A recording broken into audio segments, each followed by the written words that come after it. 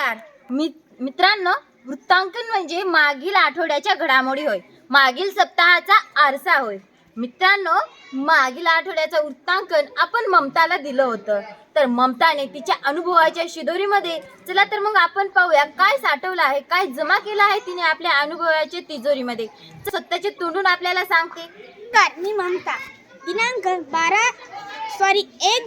1/12/2025 वार सोमवार. आज मी शाळेत गेले व पाहिलं तर स्वच्छता झाली नव्हती. गांधीबापूंनी म्हटलं आहे की कोणतंही काम स्वच्छतेने करावं. आम्ही स्वच्छता करू लागलो. आज जयश्री खूप छान दिसत होती व अरविंद सुद्धा दिसत होते. प्रत्येक दिवस तुमच्या जीवनात नवनवीन आशा आणि आनंद घेऊन येऊ.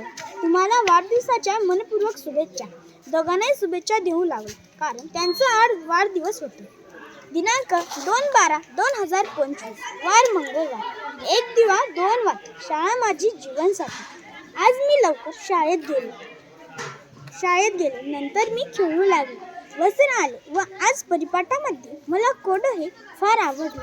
परिपाठ संपला. वर्गात गेलो व मराठी प्रश्न उत्तर लिहू लागलो. आज सगळे दुःखी होते कारण आज माने सर आले नव्हते कारण सरांची मीटिंग होती. आम्ही शांतपणे जेवण करू लागलो. आज मावशीने भात खूप छान बनवलं होतं. दिनांक 3/12/2025 वार बुधवार. वह पढ़ाई की यादें, वह स्कूल की यादें. आज मी रोजच्या सारखं शाळेत गेले व 7वीच्या मुलांकडे पाहिलं तेव्हा सगळे आनंदी होते कारण आज आपले माने सर येणार होते. ज्योत पेटवण्यासाठी समयित हवी वाट, चांदणं पाहण्यासाठी आकाशात हवी रात आणि ध्येय गाठण्यासाठी पाहिजे शिक्षकांची साथ. तसेच सगळे सर आले व स्वच्छता करू लागले व काही मुलं परिपाठाची तयारी करू लागले होते व परिपाठ सुरू झाला. आज मला अंकितानं सांगितलेलं स्वीट चार्ट मला फार आवडला. आज परिपाठामध्ये आम्हाला फार मज्जा आली. दिनांक 4/12/2025 वार गुरुवार. गवसला सूर जगण्याचा इथेच आगळा चिमुकल्या पंखांना बळ देणारी ही प्रिय शाळा. गवसला सूर जगण्याचा इथेच आगळा चिमुकल्यांना पंखांना बळ देणारी ही प्रिय शाळा. आज मी आनंदाने शाळेत गेले व काही मुलं स्वच्छता करू लागले व मी पण त्यांच्याबरोबर स्वच्छता करू लागले व जसं इंद्रधनुष्यामध्ये 7 रंग असतात तसंच आमच्या परिपाठामध्ये 7 रंग असतात. परिपाठ सुरू झाला व आज परिपाठ अतिशय उत्कृष्ट झाला व आज पुन्हा एकदा हिनाताई व अल्फियाताई आल्या होत्या. वर्गात गेल्यानंतर शिक्षण म्हणजे पेन नव्हे तर बुद्धीला सत्याकडे, भावनेला माणुसकीकडे, शरीराला श्रमाकडे नेण्याचा मार्ग म्हणजे शिक्षण. तसंच आम्ही एक विषय शिकू लागलो. नंतर जेवणाला सुट्टी झाली.